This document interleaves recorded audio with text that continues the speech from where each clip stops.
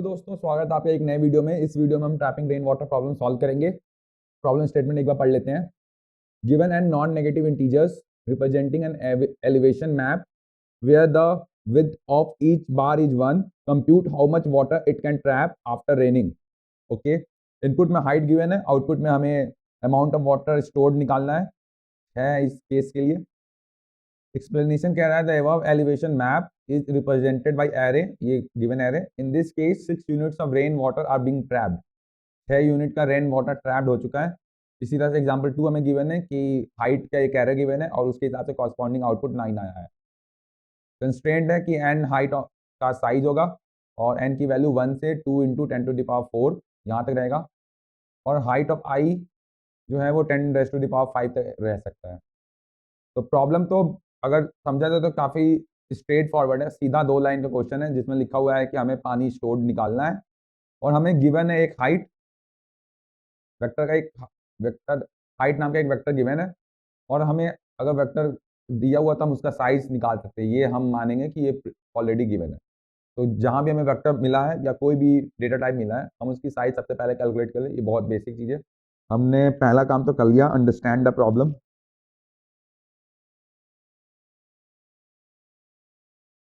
अगर मैं इसको क्रक्स पॉइंट में लिख दूं आपके लिए, बाकी मैं आपको यही कहूँगा कि आप इसको अपने माइंड में समझें। इनपुट में हमें एक वेक्टर गिवन है, आउटपुट में हमें एक इंट रिटर्न करना है, और कंस्ट्रेंट है कि 1 से n जो है वो कितना 2 इंटू 10⁴, ये कंस्ट्रेंट है। इसका मैंने इससे टाइम कॉम्प्लेक्सिटी निकल सकती है, allowed time complexity O of n square की बन सकती है, क्योंकि हम मानते हैं कि 1 सेकंड में 10⁸ ऑपरेशंस कर सकते हैं। तो 10⁴ है, 10⁴, तो बेसिकली ये 2 आ जाएगा, मतलब ये आएगा तो 10⁴ आएगा, बट इसका ये मतलब है कि 10⁴ will is the value of n ना। ये क्या है बेसिकली मैं क्या कहना चाह रहा हूँ, basically 8/4 that will give me 2, तो ये n स्क्वायर कॉम्प्लेक्सिटी है। ठीक है, अब उसके बाद देखते हैं क्वेश्चन में क्या क्या गिवन है। पहले तो पहला क्वेश्चन तो हो गया। अभी इसमें एक चीज लिखा हुआ बड़ा example, trap the water. Question को अच्छे से समझना है, मैंने बोला था क्वेश्चन को कंप्लीटली समझना है, मैंने प्रीवियस वीडियो में इस पे बात की है। ट्रैप द वाटर का क्या मतलब है? अगर हमें किसी बाल्टी में पानी भरना हो तो पानी कैसे भर सकते हैं? जब उसकी जो राइट साइड पे जो वॉल है और उसकी जो लेफ्ट साइड की वॉल है वो उसकी करंट हाइट से हमेशा ज्यादा होनी चाहिए। मानते हैं कि नहीं? ये बात ये बिल्कुल बेसिक सी कॉमन बात है, कॉमन सेंस कह सकते हैं, बट कॉमन सेंस को भी हमें एक इक्वेशन के फॉर्म में लिखना होता है, मैथमेटिकल इक्वेशन, तभी हम उस पर कोड कर सकते हैं। ठीक है, तो अगर मैं ये कहूँ कि तो एक चीज तो क्लियर पता चल रहा है कि left wall must be greater than current and right wall must be greater than current, है ना। ये दोनों एक साथ अगर हो जाए तभी हम कहेंगे कि भाई पानी हम स्टोर कर सकते हैं। इतना तो हो गया, पॉइंट नंबर 1 हमें क्लियर होगा क्वेश्चन से पढ़ के। पॉइंट नंबर अब हम देखते हैं किससे क्लू निकालना है। बेसिकली क्लू हम क्वेश्चन को पढ़ लिया, अब हम सेकंड स्टेप पे चलते हैं, वो है डिकोड द प्रॉब्लम। प्रॉब्लम को डिकोड करना है, सिंपल सा है इसमें प्रॉब्लम डिकोड करने में कि हम अपना ओन एग्जांपल लेके चलेंगे, सबसे छोटा एग्जांपल लेके चलेंगे। तो इसमें लिख रहा है कि n जो है वो 1 से 2 इंटू 10⁴ तक वैलिड है। तो सबसे पहले हम 1 डिजिट का कोई एग्जांपल ले लेते हैं। सपोज कि हाइट एरे जो है उसमें केवल एक डिजिट प्रेजेंट हो, 9। ठीक है, पानी स्टोर कर पाएगा? एक 9 साइज का अगर हम ऐसे ब्लॉक बना लें, क्या ये पानी स्टोर कर पाएगा? नहीं। तो 1 साइज का एरे तो कभी पानी स्टोर नहीं कर पाएगा, 0 हो गया। क्या 2 साइज का कोई पानी स्टोर कर पाएगा? 2 साइज का कोई एरे लेते हैं, जैसे 1 3, तो ये हो गया 1 और ये हो गया 3। क्या ये पानी स्टोर कर पाएगा? नहीं। 3 1 ले लेते हैं,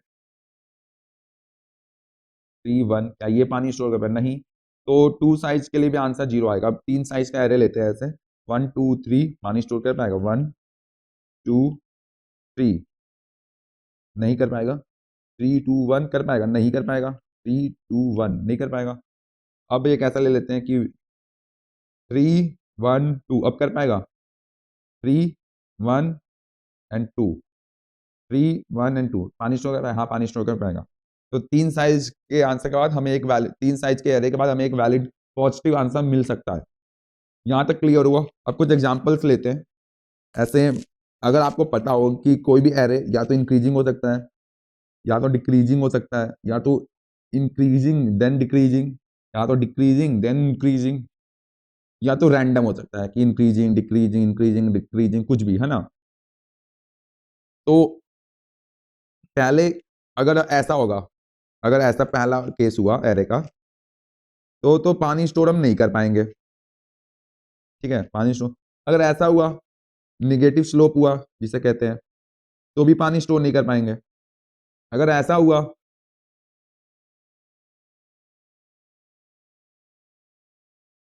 है ना, तो भी पानी स्टोर नहीं कर पाएंगे। लेकिन अगर ऐसा हुआ तो पानी स्टोर कर पाएंगे, क्योंकि हमारा पानी स्टोर करने का कंडीशन था कि left height should be greater than current height and right height should be greater than current height, है ना। यही मैंने कंडीशन लिखा था ना ऊपर, ये right height should be greater than current height, left height should be greater than current height, है ना। इसमें हम पानी स्टोर कर पाएंगे। अब एक रैंडम टाइप के एरे ले लेते हैं। रैंडम एरे उठाया, जैसे 1 3 6 1 2 1 4, ठीक है, इस टाइप एक एरे ले लिया। अब एरे लिया तो इसको इंडेक्सिंग करना कभी ना भूले। इंडेक्सिंग करना एक अच्छी आदत है और इसको हमेशा कर लेना चाहिए। तो अब वन साइज का एक बनाते हैं, इस एरे को बनाते हैं, पिक्चर में रिप्रेजेंट करते हैं। 1 हो गया, 3 साइज का हो गया, 1 साइज का हो गया, देन 6 साइज का हो गया, देन ये 1 साइज का हो गया। इसके बाद थोड़ा सा कम 2 साइज का, 1 साइज का, एंड ये हो गया आपका 4 साइज का, है ना। 4 साइज का हो गया, फाइनली हो गया। अब इस एरे में कहाँ का पानी स्टोर हो पाएगा? देखो, पानी यहाँ यहाँ स्टोर हो पाएगा, है ना। मान रहे हो ना, जहाँ गड्ढा होगा वहीं पानी स्टोर कर पाएंगे। तो अब अगर हम देखें कंप्यूटर के हिसाब से, तो हमें एक एक एलिमेंट वाइज देखना पड़ेगा। हम ऐसे तो एज ए हम humans as a whole complete picture को देख सकते हैं, बट हमें जब हमेशा कंप्यूटर के हिसाब से सोचना चाहिए। तो कंप्यूटर एट अ टाइम एक चीज को देखेगा, माने कि एक एक एलिमेंट वाइज चलेगा। तो पहले हम देख लेते हैं क्या फर्स्ट एलिमेंट, पहले इंडेक्सिंग भी कर लेते हैं, ऊपर कर लेते हैं 0 1 2 3 4 5 एंड 6। तो क्या फर्स्ट एलिमेंट कोई पानी स्टोर कर पाएगा? नहीं कर पाएगा। सेकंड एलिमेंट कोई पानी स्टोर कर पाएगा? नहीं कर पाएगा, क्योंकि इसकी लेफ्ट हाइट कम है और इसकी राइट हाइट बड़ी है। तो लेफ्ट हाइट तो कम है ना, पानी स्टोर नहीं कर पाएगा। इसका लेफ्ट हाइट 0 है और राइट हाइट बड़ी है, तो ये भी पानी स्टोर नहीं कर पाएगा। ये वाला भी नहीं कर पाया, ये वाला भी नहीं कर पाया, है ना, है ना, नहीं कर पाया। अब ये वाला देख लेते हैं, ये वाला कर पाएगा। तो इसकी लेफ्ट हाइट इससे कम है और राइट हाइट इससे कम है, तो ये भी नहीं कर पाएगा, नहीं कर पाया। ये वाला कर पाएगा, हाँ, इसकी लेफ्ट हाइट इससे बड़ी है और इसकी राइट हाइट से बड़ी है। ये पानी तो स्टोर कर पा रहा है, पर कितना पानी स्टोर कर पाएगा, इसका सवाल का जवाब देते हैं, कितना पानी स्टोर कर पाएगा। तो अगर राइट हाइट देखे तो इसका 2 है और लेफ्ट हाइट देखे तो इसका 6 है ना। तो अगर देखे तो हमें आंसर्स कितना आ रहा है इसके लिए, अगर देखे तो आंसर्स हमारा आ रहा है कि कितना, 3 यूनिट पानी स्टोर कर पाएगा, है ना। 3 यूनिट 1 के ऊपर 3 यूनिट पानी स्टोर कर पाएगा, अगर आप समझे तो हमें ये आंसर पता है।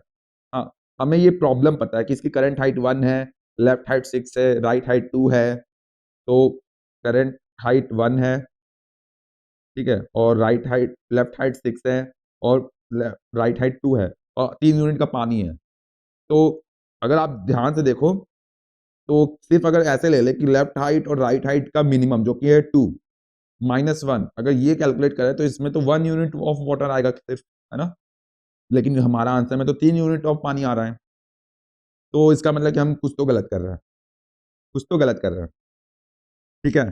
तो हमें लेफ्ट में राइट में जो वॉल है वो 2 नहीं कुछ और लेनी पड़ेगी, 4 लेनी पड़ेगी। अगर हम 6 और 4 कर ले तो इसका मिनिमम 4 आएगा और 4 से 1 घटाएंगे तो 3 यूनिट ऑफ पानी आएगा। और हम देख भी रहे हैं कि पानी 4th वाले वॉल तक जा रही है, ये चीज जा रही है ना, यहाँ पे जा रही है। तो हमें अपने आंसर्स लाने के लिए 4 को इंक्लूड करना पड़ेगा। और 4 देखोगे तो तुम्हें नहीं लग रहा कि मैक्स हाइट है राइट साइड में और ये मैक्स हाइट है लेफ्ट साइड में? तो ये तो पिक्चर क्लियर हो रही है। एक और एग्जांपल लेते हैं, जैसे मैंने ले लिया, सपोज करो 5 2 1 0 3, ठीक है, ये एग्जांपल लिया मैंने।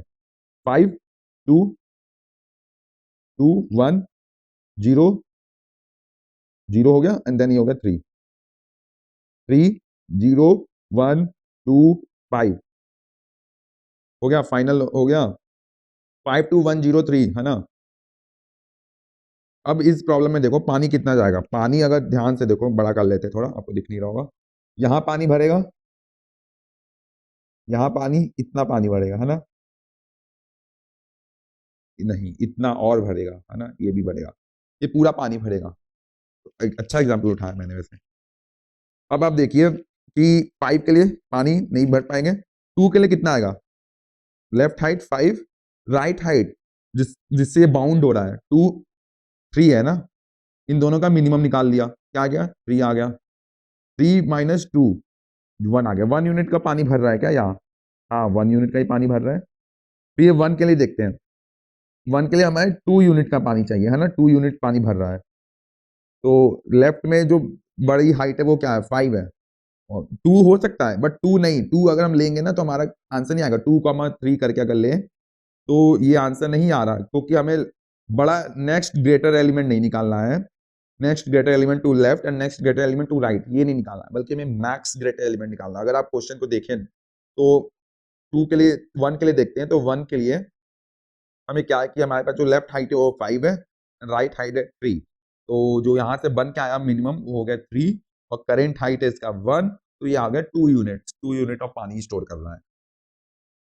ठीक है, उसी तरह से जो जीरो हाइट है, जीरो के लिए देखते हैं, तो जीरो के लिए मेरे पास लेफ्ट हाइट है 5, राइट हाइट है 3, तो 3 मीन आ गया, 3 minus zero that will be 3 units of water store कर रहा है।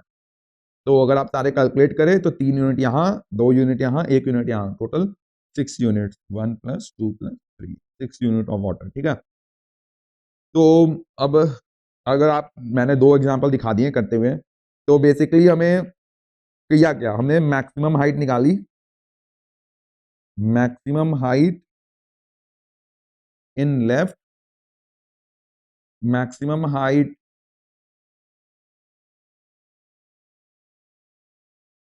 इन राइट, फिर इन दोनों से मिनिमम जो हुआ, minimum of max left max right minus current height, है ना, इनटू विथ, यही तो है, यही तो है जो हर एलिमेंट पानी स्टोर करेगा। आपको अगर क्लियर नहीं हो रहा तो एक एक दो एग्जांपल आप खुद से लेके देखें, आपको समझ आ जाएगा। तो विथ हमें दी हुई है कि 1 है ना, 1 दी हुई है, तो फॉर्मूला क्या बना, मिन of max left max right minus current height, है ना, ये फॉर्मूला बन गया। ठीक है, फॉर्मूला भी क्लियर हो गया क्या बना, तो हमने डिकोड भी प्रॉब्लम को अच्छे से कर लिया और हमारा फॉर्मूला भी बन गया। तो अब हम फ्लो चार्ट बना सकते हैं, फ्लो चार्ट वैसे बन ही गया होगा माइंड में, बट फिर भी मैं बना देता हूँ। टॉपिक्स की बात कर लेते हैं, तो ये बेसिक मैथमेटिक्स है, और अगर टॉपिक्स हो गया, फ्लो चार्ट हो गया, और अगर मैं बोलूँ कोई सिमिलर क्वेश्चन पास्ट में किया है, तो सिमिलर क्वेश्चन में मैं कहना चाहूँगा next greater integer, next small integer, ये वाला चीज मैंने पास में किया है, बट इससे वो डिफरेंट है, इसमें हम नेक्स्ट ग्रेटर एलिमेंट निकालते हैं, बट यहाँ पे हम maximum element to right and to left निकालेंगे। मैंने आपको दिखा दिया क्यों, इस वाले इस वाले एग्जाम्पल में मैंने आपको बता दिया कि क्यों हम ऐसा करेंगे। ठीक है, हमें अब क्या क्या हो गया, तो topics basic math, flow chart देखे तो हमें क्या करना है, ईच एलिमेंट में जाना है ना, समझ में आ रहा है ना, फॉर लूप लगा के ईच एलिमेंट पे पहुंच जाएंगे, ईच एलिमेंट पे गए, फिर क्या करना है भाई, उसका उसके लिए हम लेफ्ट में लेफ्ट हाइट मैक्स निकालेंगे, एंड सिमिलरली हम राइट हाइट मैक्स निकालेंगे, फिर हम कैलकुलेट कर लेंगे आंसर, और एक बार आंसर कैलकुलेट हो जाएगा तो बस ठीक है, रिटर्न, खत्म बात। अगर आप एक एग्जांपल ले ले 1 3 2 4 1 3, है ना, ये एग्जांपल ले लिया, तो अगर मान लीजिए मेरे को इसके लिए, इस बीच वाले एलिमेंट के लिए हमें कैलकुलेट करना है लेफ्ट हाइट, तो हमें इधर की तरफ जाना पड़ेगा और देखना पड़ेगा लेफ्ट में मैक्सिमम हाइट क्या है, जो कि 3 आ जाएगा। और हम राइट की तरफ जाएंगे और देखेंगे मैक्सिमम हाइट क्या, जो कि 4 आ जाएगा, है ना। तो हम हर एक एलिमेंट के लिए हम उसके लेफ्ट में जा रहे हैं और हम उसके राइट में जा रहे हैं, तो O of n square complexity हो गया। अगर अब हर एक एलिमेंट के लिए, अभी यहाँ पहले मैं इस पे कैलकुलेट करूंगा 1 पे, देन इसको हटाऊंगा, देन 3 पे कैलकुलेट करूंगा, देन इसको हटाऊंगा, देन 2 पे, देन इसको हटाऊंगा, देन 4 पे, देन 1 पे एंड देन 3 पे। तो इस तरह से मैं करते करते सब पे कैलकुलेट करूंगा, है ना। और फिर उसके लिए हम लेफ्ट हाइट निकालेंगे, राइट हाइट निकालेंगे, तो इसकी ओवरऑल कॉम्प्लेक्सिटी n स्क्वायर आएगी। अच्छा, तो ब्रूट फोर्स सॉल्यूशन तो हमारा बन गया, ठीक है। Brute force solution is ready कि हम हर एक एलिमेंट पर जाएंगे, फिर वहां से लेफ्ट की तरफ एक लूप लगा के आइट्रेट कर लेंगे और एक राइट की तरफ लूप लगा के आइट्रेट कर लेंगे और मैक्स हाइट निकाल लेंगे लेफ्ट में राइट में, ठीक है। क्या इसमें कोई रेपिटेशंस हो रही हैं? रेपिटेशंस तो हो रही हैं, अगर आप देखें तो। हम यहाँ पे तो हम इसके लिए बैक में जा रहे हैं, हम इधर से ही आए हैं, हम इधर ही जा रहे हैं, तो रेपिटेशंस तो हो रही है। तो रेपिटेशंस को अगर हम रिड्यूस कर दें तो O ऑफ n कॉम्प्लेक्सिटी सीधा रिड्यूस हो जाएगी, क्योंकि हम हर एलिमेंट पे जा रहे हैं और उसके लिए लेफ्ट में जा रहे हैं और राइट में जा रहे हैं। तो अगर हम किसी तरह से O ऑफ n जो हम ऑपरेशंस करेंगे लेफ्ट में जाने को राइट में आने का, वो हम आते हुए ही अगर हम स्टोर कर ले, कहीं कहीं स्टोर कर ले, तो हम उसको डायरेक्टली रिट्राइव कर पाएंगे। इसका क्या मतलब है? स्टोर कर लेने का मतलब हमें कोई डेटा स्ट्रक्चर चाहिए, तो डेटा स्ट्रक्चर, सबसे नॉर्मल डेटा स्ट्रक्चर, अगर कुछ खास स्टोरेज नहीं है तो हम वेक्टर ले लेते हैं, वेक्टर से हमारा काम हो जाएगा। तो वेक्टर ले लिया और हमारा डेटा स्ट्रक्चर्स आ गया, फिर वेक्टर ले लेते हैं, रेपिटेशंस हो रही हैं। तो अब हम सिंपल कोड लिख लेते हैं कि बहुत क्लियर हो गया कि हम क्या करेंगे कि एक बारी लेफ्ट से आते हुए सारी लेफ्ट हाइट कैलकुलेट कर लेंगे, ठीक है, और राइट से आते हुए सारी राइट हाइट कैलकुलेट कर लेंगे। तो इस तरह से हम दो लूप में हम लेफ्ट हाइट निकाल लिए और हम राइट हाइट निकाल लिए। इस तरह के कॉन्सेप्ट को हैशिंग कहते हैं, जिसमें हम पहले से प्री कंप्यूट कर लेते हैं, प्री कंप्यूट करके रख लेते हैं,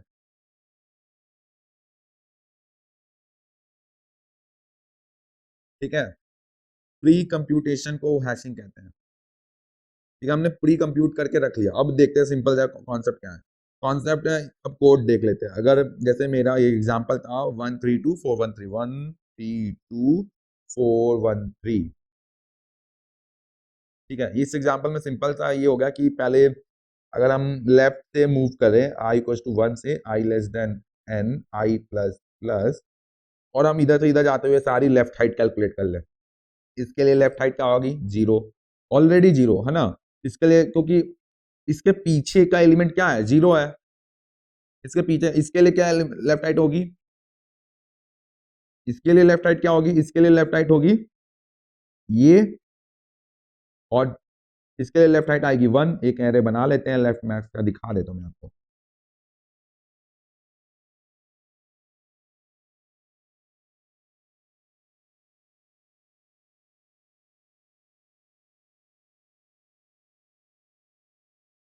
इसके लिए पहले तो सबको 0 से इनिशियलाइज कर लेते हैं, क्योंकि हमें पता है कि डिफॉल्ट वैल्यू जो हाइट की होने वाली है वो 0 होगी, है ना। तो हमने 0 से सबको इनिशियलाइज कर लिया।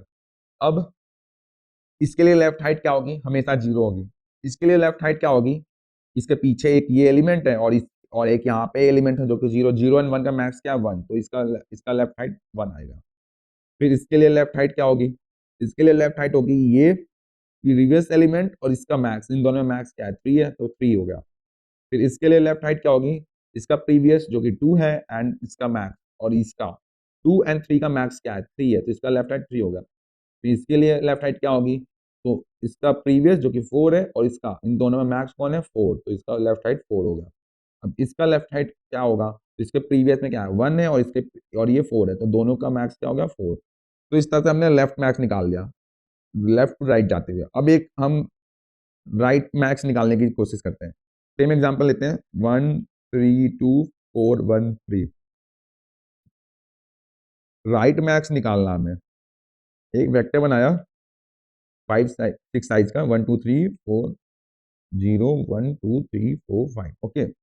अभी क्या है कि हम इधर से अगर मूव करने की कोशिश करें तो इसके लिए राइट हाइट क्या होगा? हमें पूरा ट्रैवल करना पड़ेगा ना, हमें पता ही नहीं है। इसके लिए राइट हाइट मैक्स में राइट क्या होगा? 4 होगा, है ना। लेकिन 4 क्या, हमें उस 4 निकालने के लिए पूरा ट्रैवल करना पड़ेगा। मे भी ऐसा हो सकता है कि राइट राइट मैक्स जो हो वो बिल्कुल लास्ट में होगा। ये 10 हुआ तो सबसे लास्ट में हमें राइट मैक्स मिलेगा, तो हम इसके लिए पूरा ट्रैवल करेंगे, फिर इसके लिए भी पूरा ट्रैवल करेंगे, इसके लिए पूरा ट्रैवल करेंगे, इसके लिए भी पूरा ट्रैवल करेंगे, इसके लिए पूरा, इसके लिए तो ऐसा भी तो हम कर सकते हैं कि हम लेफ्ट टू राइट जाने की जगह राइट टू लेफ्ट चले जाएं। समझ पा रहे हैं? अगर राइट टू लेफ्ट चले गए हम तो हम आराम से इसको एक इटरेशन में ही लेफ्ट राइट मैक्स निकाल सकते हैं। तो इनिशियलाइज तो हम 0 कर देंगे क्योंकि हमें पता है कि डिफॉल्ट साइज होगी वो 0 होगी हाइट की, ठीक है, डिफॉल्ट हाइट 0। अब 10 के लिए तो हमेशा 0 आने वाला है क्योंकि इसके राइट में तो कोई एलिमेंट प्रेजेंट ही नहीं है, कोई हाइट प्रेजेंट ही नहीं है। अब 1 के लिए देखते हैं, 1 के लिए ये 10 प्रीवियस एलिमेंट एंड प्रीवियस इन दोनों का मैक्स क्या है 10 है, तो यहाँ पे 10 आ जाएगा। ये हो गया। अब इसके लिए कर लेते हैं, 4 के लिए देख लेते हैं, तो इसका प्रीवियस क्या है 1 है एंड इसका एंड ये 10 है, तो 10 एंड 1 का मैक्स क्या आ जाएगा 10 आ जाएगा। तो इसके लिए देखते हैं, इसका प्रीवियस क्या 4 है, इसका प्रीवियस एंड इसमें 10 है प्रीवियसली, तो इन दोनों का मैक्स क्या है 10, तो इसका मैक्स हाइट 10 आ जाएगा, राइट मैक्स 10। फिर इसके लिए देख लेते हैं, इसके लिए क्या आएगा, इसके लिए आएगा कि 3 है तो इसका प्रीवियस 2 है और इसका मैक्स 10 है, तो 2 एंड 10 का मैक्स क्या आएगा 10 आएगा, तो यहाँ 10 आएगा। फिर इसके लिए 1 है तो 1 के लिए प्रीवियस क्या है 3 है और इसका मैक्स क्या है 10 है, तो मैक्स हाइट क्या आ गया राइट में 10। तो सिंपल हमें पता चल गया कि सबके लिए 10 10 10 10 आ गया, है ना। तो अब आपको समझ में आ गया। अब सिंपल है कि राइट हाइट मिल गया, लेफ्ट हाइट मिल गया, दोनों में से हमें एक लूप लगा लेनी है और राइट और लेफ्ट में से जो मिनिमम एलिमेंट उसमें से करंट घटा लेंगे तो हमारा आंसर आ जाएगा। चलो अब एक बार कोड देख लेते हैं, ठीक है, कोड देखते हैं। For and I equal to 1, 1 से शुरू करेंगे, क्यों, क्योंकि हमें पता है 0 के लिए हमेशा 0 आने वाला है, 0th इंडेक्स के लिए। और आई लेस देन एन, आई प्लस प्लस, ठीक है, इसके अंदर हम लिख सकते हैं कि लेफ्ट मैक्स ऑफ आई क्या होगा, क्या होने वाला है, max of left max of I minus 1 comma height of I minus 1, ठीक है। सिमिलरली अब हमें उल्टा जाना, पीछे से आगे आना, तो j equal to N minus 2, N minus 1 क्यों नहीं, एन माइनस 1 लास्ट एलिमेंट होता है, हमें एक पहले, क्योंकि हमें पता है लास्ट एलिमेंट के लिए राइट मैक्स क्या होगा हमेशा 0 होगा, इसमें कोई डाउट नहीं है। सॉरी क्या लिख दिया, एन माइनस 2 से 0 तक गए और j माइनस माइनस, यहाँ पे राइट मैक्स लिख लेते हैं, right max of j equal to max of right max j minus 1, बताओ सही है, नहीं j प्लस 1, हमें पीछे से थोड़ी आ रहे हैं, आगे से जा रहे हैं ना, इधर से इधर जा रहे हैं। अगर इस एलिमेंट के लिए देखना तो हमें ये एलिमेंट चाहिए, वो एलिमेंट की इंडेक्स क्या है j प्लस 1 है, ठीक है, राइट मैक्स हो गया। उसी तरह से हाइट ऑफ j माइनस 1 या j प्लस 1, j प्लस 1 पीछे से आ रहे हैं, ठीक है, तो फाइनल आंसर ये हो गया, ये राइट मैक्स कैलकुलेट कर लिया। अब हमें क्या करना है कि सिंपल, अब हमें सिंपल एक k ले लेते हैं, k क्या होगा 0 से k less than n k plus plus, ठीक है, इसके अंदर जाएंगे और सिंपल कैलकुलेट कर लेंगे, क्या क्या कैलकुलेट कर लेंगे कि minimum of left max of I right max of I क्यों आ रहा है भाई, के आएगा ना, राइट मैक्स ऑफ के, है ना, इनमें से करंट हाइट या हाइट है, करंट हाइट तो कुछ है ही नहीं, हाइट ऑफ के,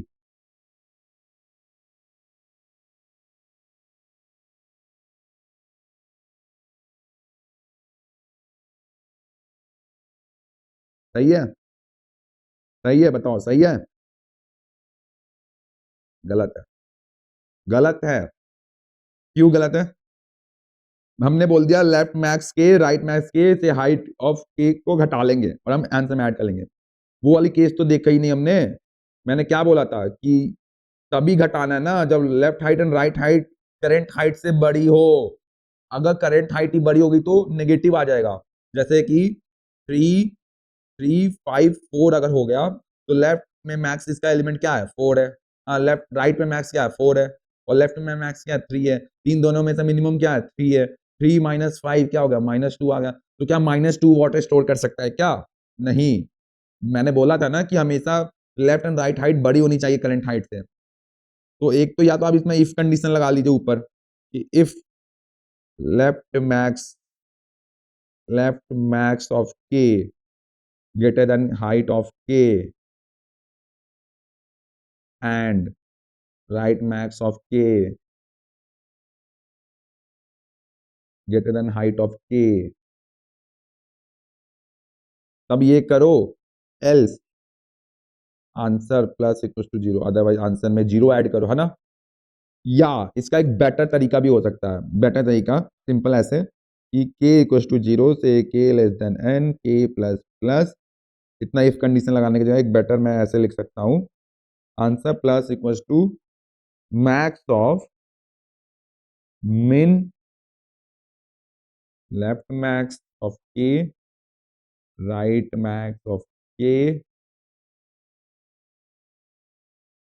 ठीक है, कॉमा जीरो। अब देखो अगर अगर ये नेगेटिव हुआ तो हमें जीरो दे देगा आंसर में, और अगर ये पॉजिटिव हुआ तो यही बड़ा आएगा तो ये आंसर में ऐड हो जाएगा, तो समझे, ऐसे कर लेंगे और फिर रिटर्न आंसर। बोथ वे सही है, ये वाला थोड़ा क्लीन लग रहा है, ये वाला थोड़ा सा दो इफ स्टेटमेंट लग गए, इफ एल्स लग गया इसमें, अदरवाइज सेम ही चीज है। आप ऐसे अगर आता तो ऐसे भी लिख सकते थे, नहीं तो आप वैसे लिख लो, मैटर कुछ नहीं करता, सब प्रैक्टिस का खेल है। चलिए मिलते हैं अगले वीडियो में, तब तक के लिए take care, happy coding, bye bye guys.